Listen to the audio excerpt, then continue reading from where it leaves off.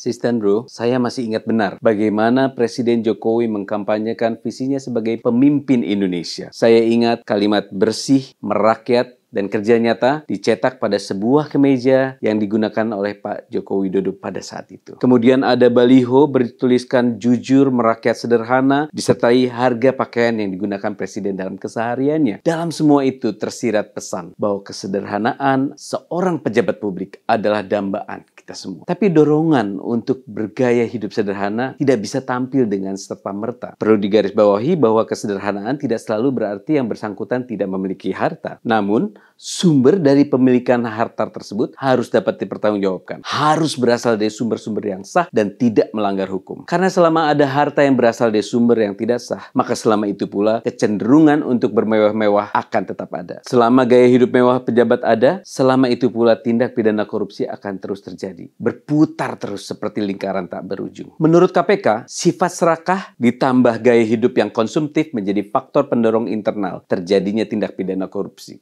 Untuk itu, perlu rambu-rambu yang tegas, koridor yang jelas, agar seorang pejabat publik itu bersih dan jujur terlebih dahulu sebelum memperlihatkan kesederhanaannya. Pertanyaannya, bagaimana kita bisa memastikan kekayaan seseorang pejabat itu bersih? Bukankah sudah ada laporan harta kekayaan penyelenggara negara atau LHKPN? LHKPN hanya berfungsi bila semua harta kekayaan secara jujur dilaporkan oleh yang bersangkutan. Berkaca dari kasus pejabat pajak Rafael Alun, LHKPN seakan tidak berdaya menjawab adanya transaksi mencurigakan yang begitu besar mengalir dari rekening Rafael dan keluarganya. LHKPN fantastis sebesar 56 miliar jelas tidak sebanding dengan transaksi sebesar 500 miliar dalam 4 tahun terakhir. Ini baru Rafael seorang. Dari 20-an juta laporan transaksi yang diterima PPATK setiap tahunnya, 70 sampai 90 ribu dikategorikan sebagai transaksi yang mencurigakan. Semestinya peristiwa ini menjadi semacam cara Tuhan mengingatkan kita semua bahwa begitu banyak hasil tindak pidana yang belum berhasil dipulihkan oleh negara. Bahwa tidak akan selesai masalah korupsi kalau negara